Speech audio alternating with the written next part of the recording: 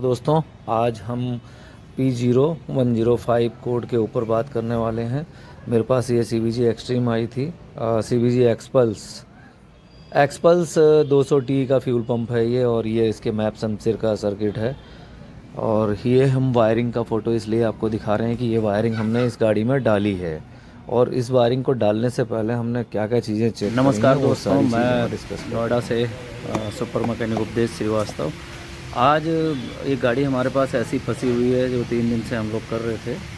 और समस्या ये है कि हम लोग जब मल्टीमीटर से चेक कर रहे हैं तो उसमें प्रॉपर दिखा रहा है, मतलब कि कहाँ पे कितना वोल्टेज रन करना चाहिए वो सब दिखा रहा है। तो उस तरीके से मैंने सारे सेंसर चेक किए, मैंने उस पर ये डिटेल डाली, इसमें सब लिखा हुआ है। इसमें एक पन्ना ये भर दिया मैंने, उसके बाद फिर मैंने बाकायदा मगर तरीके से करें तो फिर ये मैंने पूरा कितना कहाँ कहाँ से वोल्टेज चेक करना, सारे में ये सेंसर जो लिखे हैं सब मैंने चेक करे हैं। तो उसके बाद भी जब मुझे संतुष्टि नहीं हुई कि चलो जो कोड बता रहा है, तो P0105 absolute air pressure sensor, manifold pressure sensor का था, है मैप सेंसर का था, मैनीफोल्ड एब्सोल्यूट प्रेशर सेंसर। तो जो मैप सेंसर का कोड आता है वो P0105 है। बाइक है हीरो की एक्सट्रीम एक्सपल्स 200T FI गाड़ी। तो मैंने भाई इसके लिए थ्रोटल बॉडी मंगाई नई। ये थ्रोटल बॉडी का डब्बा है जिसके अंदर आप MRP देख सकते हैं, ये 10,000 कुछ रुपए की है। तो ये भी डाल के देख लिया, उसके बाद नहीं मतलब बन पाई बात। थ्रोटल बॉडी ये है, इस तरीके से होती है। तो इसके जो ये 3 सेंसर होते हैं वो ये सेंसर यूनिट में लगते हैं इसके अंदर। तो इस सेंसर यूनिट के अंदर लगने के वाले सेंसरों की जांच भी कर ली गई पूरी तरीके से, नहीं हो पाया। भाई मैप सेंसर की जो रीडिंग आनी चाहिए उसको वोल्टेज मिलना चाहिए। यहाँ पे हमने लिखा है 5 वोल्ट से प्लस, मतलब 5.25, और मुझे मिल रहा था यहाँ पर 426। ठीक है, तो ये 0 से 5 होना चाहिए, तो हमारा यहाँ पे ये ठीक आ रहा था।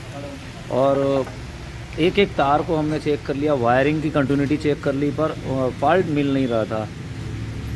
फ्यूल पंप हमने इसके अंदर डाला, इंजेक्टर हमने इसके अंदर डाल लिया, ECM चेंज करके देख लिया। अब आखिर में यही समझ में आया कि भाई इसका वायरिंग में कहीं पे ग्राउंड जो है वो प्रॉपर नहीं जा रहा है, और वो ग्राउंड कहीं मिस कर रहा है पूरे करंट को, कहीं पे इतना मिस कर रहा है। आज मेरी हालत इतनी ख़राब होगी, मैं लगा हुआ हूँ सुबह से इस गाड़ी में। और पहली बात तो ये गाड़ियाँ गिनती की हैं, एक्सपल्स 200T जो है ये गाड़ी अब कंपनी हीरो इसको बंद कर चुकी है। तो मैं अभी गाड़ी भी दिखाता हूँ आपको। और ये गाड़ियाँ गिनती में सर्विस सेंटर में जाओ तो कहते हैं भाई ऑर्डर पे ही सामान आएगा, और फिर भी ऑर्डर लिख के वो मंगवा देते हैं। खैर हमारे यहाँ नोएडा गौतम बुद्ध नगर में जो सर्विस सेंटर हैं वो थोड़ा कोऑपरेटिव हैं, कोऑपरेट करते हैं वो, और उनको अगर कोई पार्ट नहीं है तो उनको बोलो तो ऑर्डर पे मंगवा देते हैं। तो मित्रों दोस्तों, मैं आपको एक चीज़ बताना चाहूँगा, P0105 जब भी कोड आता है तो आपको सबसे पहले गाड़ी की कंटिन्यूटी वायरिंग की चेक कर लेनी है। उसके बाद आपको जो महंगे पार्ट हैं उनको बाद में रिप्लेस करना है। पहले जो कम कॉस्ट वाले पार्ट हैं, जैसे कि इंजेक्टर हो गया या कोई सेंसर हो गया या फिर उसकी हार्नेस वायरिंग हो गई, तो डायरेक्टली थ्रोटल बॉडी मत ख़रीद लेना, क्योंकि मैंने पहले थ्रोटल बॉडी ख़रीद ली, उसके बाद में वायरिंग ख़रीदी। पर यहाँ मेरी थ्रोटल बॉडी में ना एक मेरे को अंदर से, इसमें आपको दिख नहीं पा रहा होगा, इसके अंदर एक पिन है वो डैमेज है। तो वो जो पिन डैमेज है, पिन डैमेज की वजह से ये थ्रोटल बॉडी काम नहीं कर रही थी। अब यही पिन जो डैमेज है, इसके अंदर की जो पिन है वो हार्नेस वायरिंग में टूट गई है। इसके अंदर है इसका हार्नेस का मैं सॉकेट आपको दिखा रहा हूँ। ये देखिए, ये वायरिंग है, ये पूरी हार्नेस वायरिंग है इसकी। और मैं वायरिंग का भी आपको दिखा देता हूँ इसमें जिस तरीके से छोटे छोटे सुराख होते हैं ना, इनके अंदर अगर कोई पिन टूट जाए और सेंसर की पिन टूट के इसके अंदर रह जाए तो आप वो जांच नहीं कर सकते, इतना बारीक में है। तो कभी कंटिन्यूटी आप चेक करेंगे तो कंटिन्यूटी तो आप ओपन सर्किट में तो यहाँ से चेक करोगे, और क्लोज सर्किट में यहाँ से चेक करोगे। तो कंटिन्यूटी भी अगर हम चेक करते हैं तो हमें ओपन सर्किट में आगे से चेक करनी है, पर ओपन सर्किट पे ही जाके हमको नहीं छोड़ देना है, हमको इसके पीछे भी कंटिन्यूटी लेनी है। मान लीजिए यहाँ पे कंटिन्यूटी आ रही है और यहाँ पे नहीं आ रही है, तो कहीं ना कहीं तो गड़बड़ है ना। तो यही जो हम मिस कर जाते हैं, यही पॉइंट होता है कि अगर हम एक पॉइंट ओपन करते हैं तो उसमें हमको कितने पॉइंट चेक करने हैं, एक तो ये हो गया, एक इसके सामने वाला हो गया, 2। तो वो मैकेनिक हमेशा 2 ही पॉइंट चेक करता है, जबकि जब आप थ्योरिकल पे जाते हैं तो हमारे जो इंजीनियर होते हैं वो कहते हैं 2 पॉइंट नहीं है, एक तो ये हो गया, एक इसके सामने वाला हो गया और उस सामने वाले के पीछे वाला हो गया, और एक पॉइंट जो है वो इसके ठीक बैक साइड का ये हो गया। तो ये भी हमें चेक करना है। अगर हम इस तरीके से प्रॉपर वायरिंग चेक करेंगे ना तो हमें ज़्यादा पार्ट लगाने की ज़रूरत नहीं पड़ेगी और फॉल्ट हमें बहुत जल्दी पता लग जाएगा। तो मैंने थ्रॉटल बॉडी की आपको प्राइस दिखा दी थी, और ये थ्रॉटल बॉडी की प्राइस है और ये पार्ट नंबर भी है। तो और दूसरा मैं आपको इसकी दिखा देता हूँ वायरिंग का। तो ये इसकी वायरिंग का है, आप देख सकते हैं, इसमें आपको प्रॉपर दिख जाएगा। ये इसका पार्ट नंबर है और वायरिंग है और हीरो का जेन्युइन है। खैर ऑर्डर किया शोरूम पे और बहुत जल्दी मिल गया, मार्केट में तो संभव ही नहीं है। फिर इसका प्लग भी अलग ही आता है, स्पार्क प्लग जो है वो भी मैंने इसमें चेंज किया।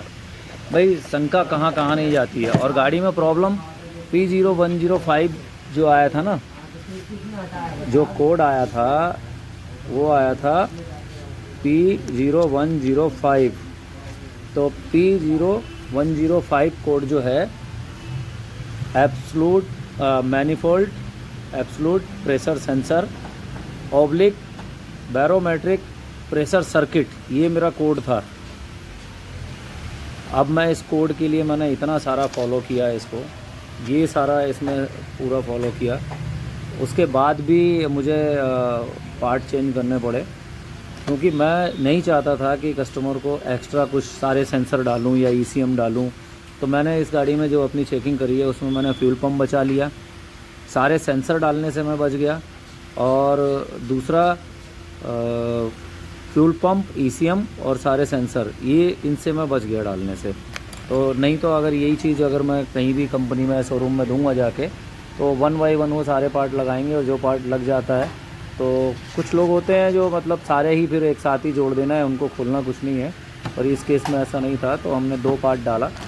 जो हमारा इसकी वायरिंग की पिन टूट के उसके अंदर अटक गई थी, और पिन टूटने का मतलब है कि वो कंपोनेंट ख़राब हो गया, और पिन टूट के कपलर में फंस जाने का मतलब है वो वायरिंग ख़राब हो गई। तो ये चीज़ें हमने इसमें करी और गाड़ी ओके हो गई है। ये गाड़ी यहाँ पे खड़ी हुई है, इसमें अभी फिटिंग चल रही है। तो ये गाड़ी फिट होने के बाद फिर मैं इसका RPM वगैरह सब चला के दिखाता हूँ। तो पहले ये गाड़ी 3 या 4 हज़ार RPM पे ही दब जा रही थी। तो वीडियो अच्छी लगी हो तो लाइक शेयर कमेंट ज़रूर करें। Thank you.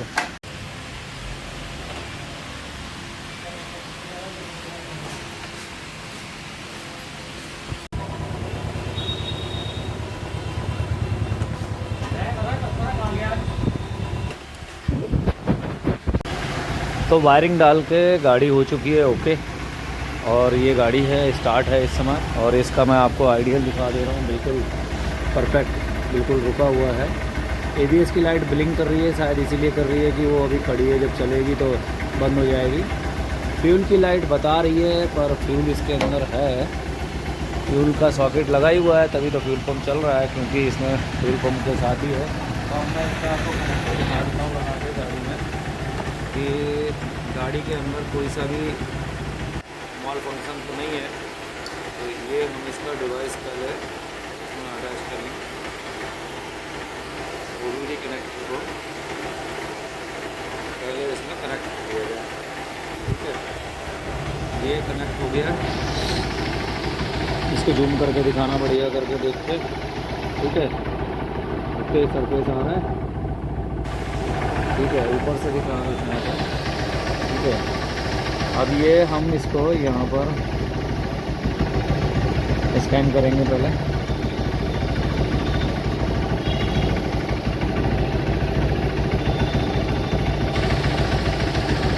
यहाँ पर बता रहा है कि DTC बिल्कुल ज़ीरो बता रहा है, ठीक है। तो इसमें कोई DTC नहीं है, सब कुछ ओके काम कर ही रहा है इसका।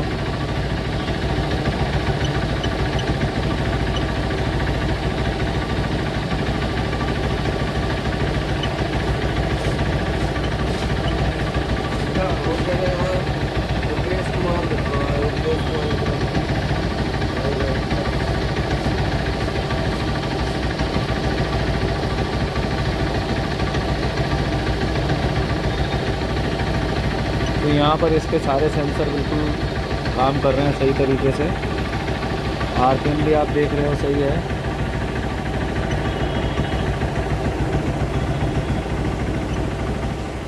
तो अभी ये गाड़ी बिल्कुल यहाँ से तो ओके हो चुकी है।